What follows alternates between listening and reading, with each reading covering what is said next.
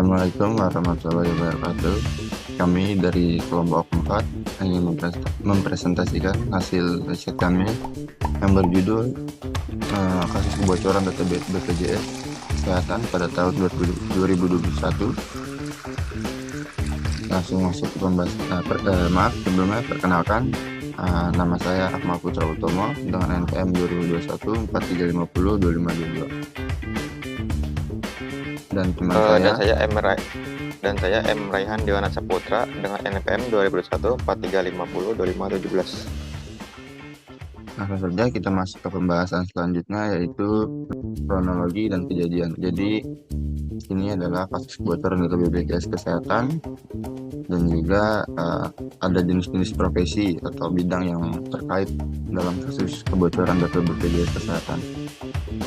Pada awal Mei tahun 2021, sebuah akun anonim dengan nama Coach memposting di salah satu forum jual beli di internet yang menawarkan data pribadi 279 juta warga Indonesia. Data yang diiklankan tersebut mencakup informasi pribadi yang sangat sensitif termasuk NIK, nama lengkap, alamat, nomor telepon, email, tanggal lahir, jenis kelamin, dan lain-lain. Menurut klaim yang dibuat oleh akun tersebut, data yang bocor mencakup warga yang terdaftar di BPJS Kesehatan yang merupakan penyedia layanan jaminan kesehatan nasional di Indonesia. Bocoran ini juga mencakup warga yang telah meninggal dunia. Salah satu sampel data yang bocor memperlihatkan 1 juta data pengguna dan diunggah secara terbuka sebagai bukti otentik bahwa data tersebut nyata dan dapat diakses, dan kemungkinan data para ASN juga termasuk dalam kebocoran data tersebut sebab ASN serta prajurit TNI Polri juga menjadi peserta BPJS Kesehatan. Data yang dijual dalam dark web. Dalam postingan tersebut, penjual mengklaim bahwa data sebanyak 279 juta milik warga Indonesia dijual dengan harga 0,15 Bitcoin atau setara dengan 80 juta rupiah pada saat itu.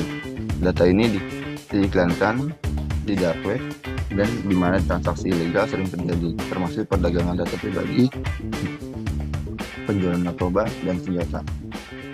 Pihak yang terlibat, BPJS Kesehatan segera mengeluarkan pernyataan resmi bahwa mereka sedang menyelidiki klaim tersebut.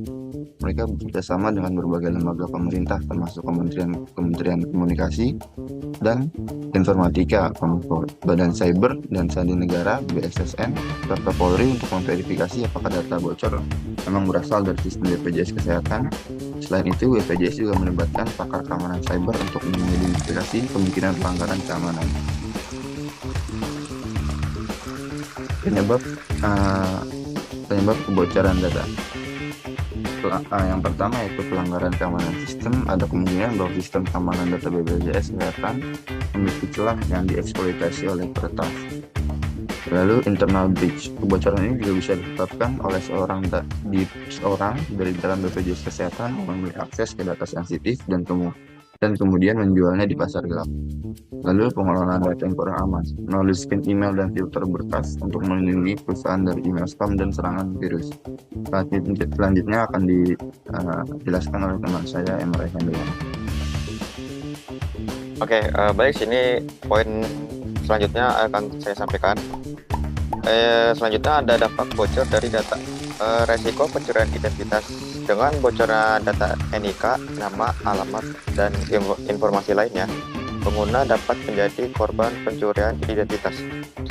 Pelaku kejahatan dapat menggunakan informasi ini untuk melakukan penipuan seperti pembukaan rekening bank, atau mengajukan pinjaman atas nama korban. Selanjutnya, penipuan dan pemerasan. Informasi yang bocor dapat digunakan oleh penipu untuk melakukan phishing atau menghubungi korban dengan maksud menipu mereka dengan berkedok layanan resmi. Di sini ada erosi kepercayaan publik. Kebocoran data ini menggunakan kepercayaan masyarakat, tetapi kemampuan pemerintah dan lembaga negara dalam melindungi data pribadi warga, terutama terkait lembaga kesehatan yang memegang data yang sangat sensitif.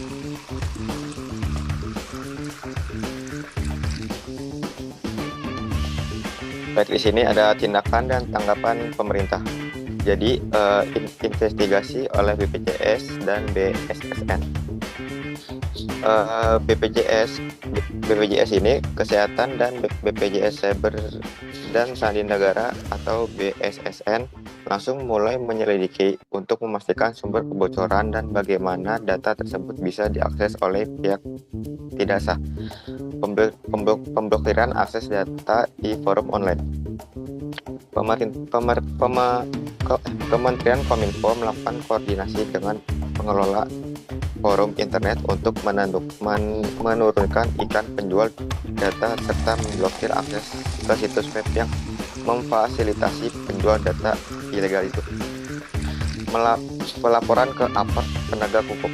Kasus ini juga dibawa ke ranah hukum. Kepolisian Republik Indonesia atau Polri turut serta dalam menyediakan dan bekerja sama dengan lembaga internasional untuk menangani perdagangan data di dark web. Selanjutnya ada profesi IT yang terlibat. Di sini ada cyber security specialist. Dalam bidang ini, ahli keamanan cyber bertanggung jawab untuk menganalisis bagaimana kebocoran terjadi dan membantu menutup celah keamanan yang tidak ada. Mereka juga terlibat dalam pengembangan strategi mitigasi terhadap serangan di masa depan, serta meningkatkan sistem keamanan untuk melindungi data pribadi. Selanjutnya ada data administration atau DBA. Dalam bidang ini, basis data berguna untuk mengelola dan melindungi data dalam sistem basis pada BPJS Kesehatan. Mereka bertanggung jawab memastikan bahwa data tersebut disimpan dengan aman dan dikelola sesuai dengan kebijakan privasi.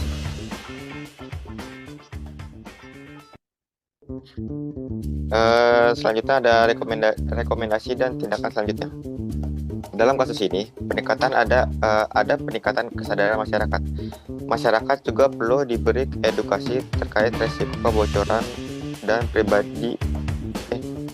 data pribadi dan cara melindungi data mereka sendiri dalam berinteraksi di dunia digital. Selanjutnya ada peningkatan standar keamanan.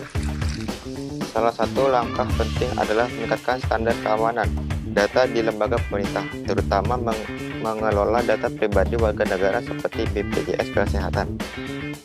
Selanjutnya ada percepatan pembahasan UU PDP.